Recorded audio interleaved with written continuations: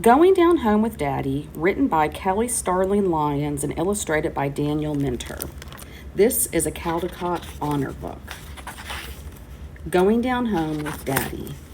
On reunion morning, we rise before the sun. Daddy hums as he packs our car with suitcases and a cooler full of snacks. He says there's nothing like going down home. We leave when the sky is still dark with sleep. Sis closes her eyes, but mine stay wide open. I watch as we drive from city streets to flowing highways under a sweep of sparkling stars. Lil Alan, Mom says after a while, you better catch some Z's while you can.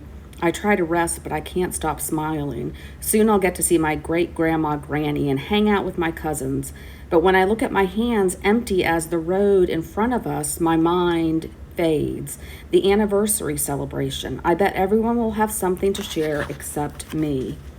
I doze off in a cloud of worry and wake to sunbeams tickling my face. I squint and see a familiar John Deere tractor store and a gray silo standing at attention. We're almost there. Sis and I sit up straight as pines when we see Granny's wood frame house. She's right where we left her after last year's reunion, scattering corn for her chickens like tiny bits of gold. There she is, Sis shouts. Granny spreads her arms wide and wraps us both inside. My, she says, and showers our cheeks with peppermint kisses. I missed you so. All afternoon, a parade of family comes home. Grandma Loretta and Grandpa James, aunts and uncles, and more cousins than I can count. Got a head just like your daddy, Uncle Jay teases me. Daddy's eyes twinkle. Now I know you're not talking about heads. Can't take them anywhere, Grandma Loretta says, laughing. While the grown-ups catch up, we cousins run to the fence to visit Granny's cows and goats. You doing something for the celebration? Isaiah asks Sis. Singing Granny's favorite song, his eyes is on the sparrow, she says. How about you? Reading Mother to Son by Langston Hughes. I made a scrapbook in Granny's favorite color blue, Devin says. You got something, Lil Alan? I pick a stone and my eyes start to burn. Ready for a tractor ride, Sis asks, saving me from having to answer. I swallow hard and climb into the trailer with Sis and Mama. I lean against the hay as Daddy drives us past the smokehouse and fishing pond and rumbles by a field dotted with puffs of white.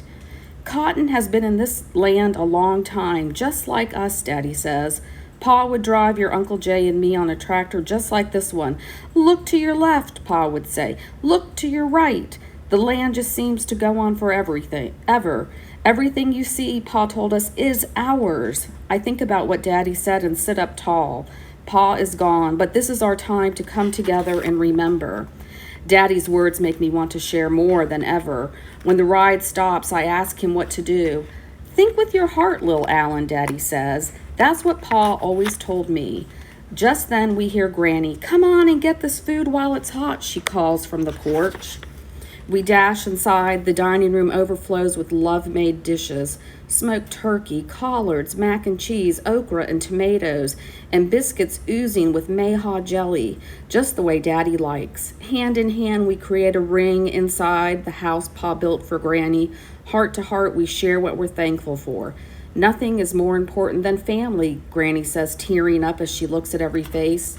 Amens all around. On Sunday, I feel sick.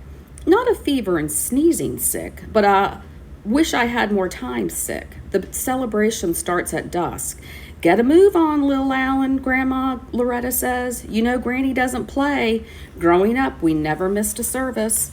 At church, Daddy points to the spot where he and Uncle Jay performed a duet on trombone and trumpet.